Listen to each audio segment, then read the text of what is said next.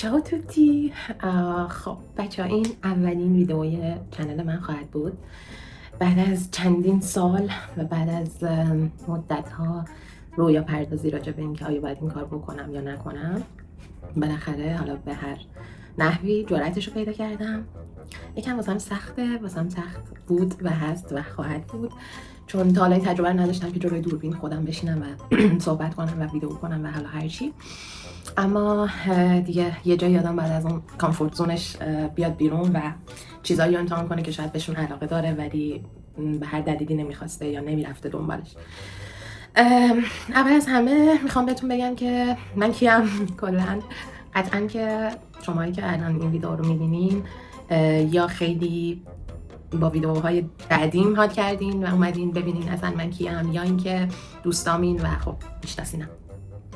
اول از همه من مهشیدم و تقریبا 1 سال و 7-8 ماهه که مهاجرت کردم.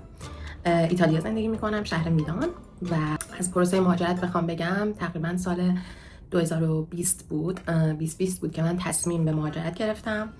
یه کمی پروسه برام زمان بر شد، چون اوایلش خانواده‌ام راضی نبودن و یه چیزی هی از اون گوشه میفته که شما ایگنورش کنین، چون که من الان در حال جابجایی ام، حالا توضیح میدم جلوتر، و اتاقم یکم رو هواست. شما به بزرگی خودتون به قول ما ببخشید. خلاصه اوایلش واسم سخت بود، چون که خانواده خیلی اوکی نبودن با مهاجرت، با اینکه خب ما توی فامیل داشتیم آدم‌هایی رو که مهاجرت کرده بودن. دختر عموهای من آمریکا زندگی میکنن، یکی دیگه از دختر عموام استرالیا زندگی میکنه و دیده بودن و شنیده بودن، ولی خب همون عشق پدر و دختر و مادر و این چیزا یکم واسهشون سخت بود که اجازه بدن که من ازشون دور بشم.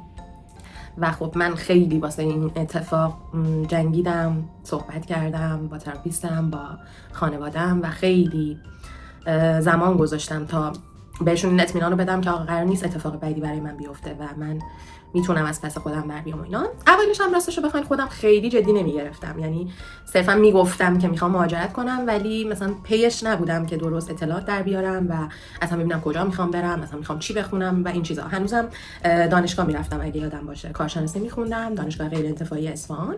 خلاصه که در حد ایده بود. بعد از اون یادمه که اولین جرقه‌ای که تو ذهنم خورد بعد از اومدن دخترم از آمریکا به ایران بود و من وقتی که دختر عممو دیدم یه سری حرفا بین ما رد و بدل شد که منو مطمئن کرد که باید این کارو یه روزی بکنم. حالا به قول دختر عمم نسرین عزیزم میگفتش که هر چه زودتر بهتر. واقعا هم هر چه زودتر آدم مهاجرت کنه بهتره. حالا امیدوارم که ایران هر چه زودتر جایی برای زندگی باشه و نه صرفا دوام آوردن که این روزا خیلی سخته، میدونم.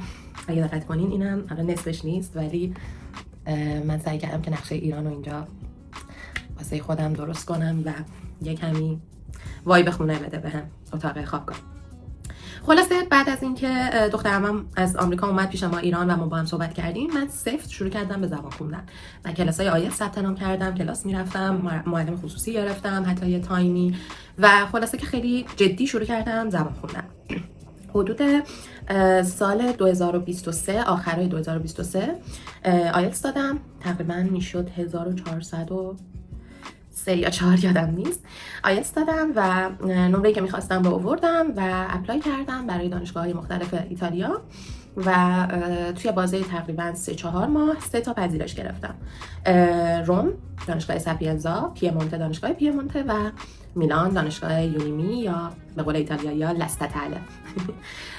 و از بین این 3 تا یکم تحقیق کردم ببینم وایب کدوم یکی از شهرها بیشتر به من میخوره و این چیزا، و حس کردم میلان شهر مناسب تریه برای من. چرا؟ چون که من خیلی آدمی هم که فشن رو دوست دارم، مد رو دوست دارم چیزای مرتبط با مد و فشن رو دنبال کنم و خوب میلان شهر مد و فشن توی دنیا و جاش بود قشنگ.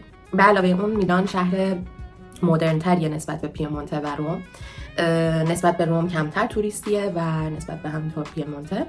و خلاصه که از همه جهات سنجیدم و به نظرم بهترین انتخاب برای من اون موقع میلان بود. الانم نمیگم پشیمونم، میلانو واقعا دوستش دارم، اما حالا در ادامه شاید در ویدیوهای بعدی از بدیهای ایتالیا بگم، چون اینجوری که من دارم دنبال میکنم فضای مجازی رو، تو هر چی ویدیو راجع به خوبیای ایتالیا، دانشگاه رایگان، خوابگاه رایگان، غذای رایگان و ویزای سری فلان. خلاصه یه جوری همه دارن جلوه میدن ایتالیا رو، انگار که مثلا خیلی کار راحتیه مهاجرت کردن به ایتالیا، و که گرچه توی سالهای گذشته بود اما الان واقعا دیگه کار سختیه به نسبت مثلا اینکه به نظر می اومد کار راحتی باشه.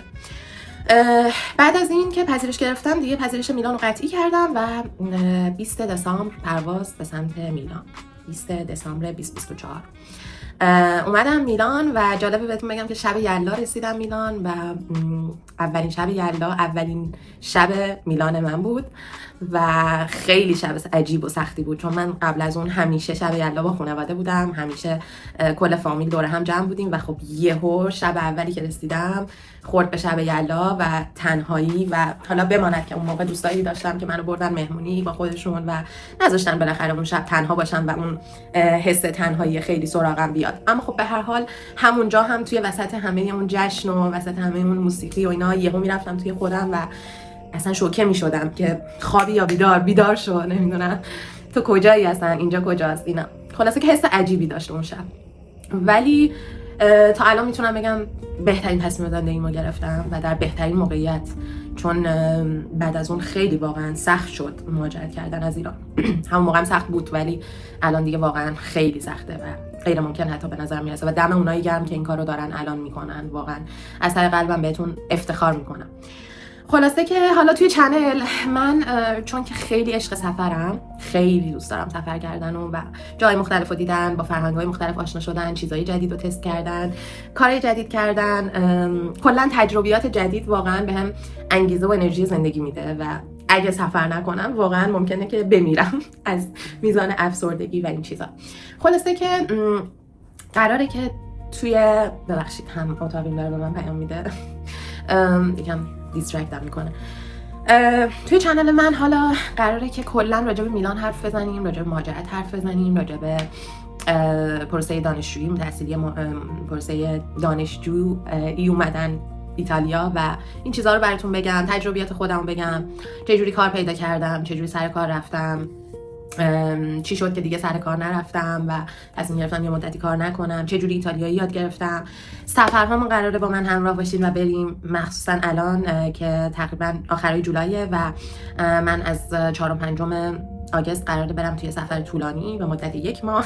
کل آگوست قراره که بریم اروپا گردی و دوست دارم که این سفرها رو اینجا ولاگ کنم و با شما به اشتراک بذارم. امیدوارم که دوستش داشته باشین و اینا بگم که خیلی توی ادیت شاید حرفه‌ای نباشم ولی سعی می‌کنم همه اون حسی که اون لحظه خودم تجربه کردم با دیدن حالا هر ویوی، هر تجربه کردن هر چیز جدیدی با شما به اشتراک بذارم و بریم ببینیم چی میشه.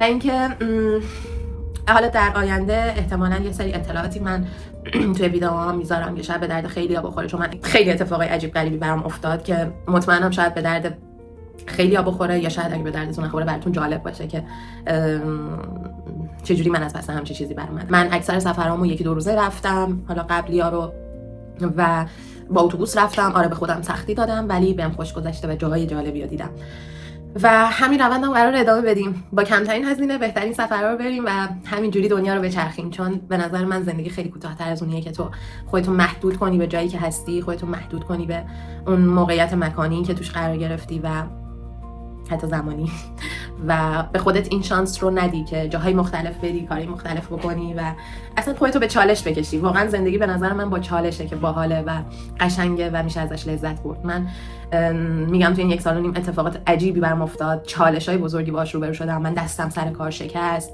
هزار جور دردسر و پروسه اداری و پروسه درمانی داشتم و چند باری کارم به دکتر و بیمارستان و این چیزا کشید و با خونه قبلی مشکل پیدا کردم، قرارداد کنسل کردم، سر کارم مشکل پیدا کردم و خیلی خیلی خیلی موضوعات دیگه که به مرور زمان براتون توضیح خواهم داد. ولی فعلا تا همینجا بدونین که قراره که توی چنل من خیلی چیزا رو با هم تجربه کنیم، با هم حسشون کنیم، با هم زندگیشون کنیم و امیدوارم که کنارم باشین. امیدوارم که بهتون خوش بگذره تو چنل من و یه چیزایی هم یاد بگیرین.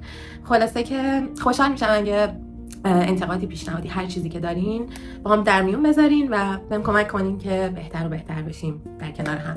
اینجا هم اتاق منه که به زودی شاید نه به زودی، ولی سعی میکنم یه روزی حتما یه تور براتون بذارم، خوابگاه رو توضیح بدم، راجع به خوابگاه ایتالیا صحبت میکنیم 100% با هم دیگه و کلی چیز دیگه.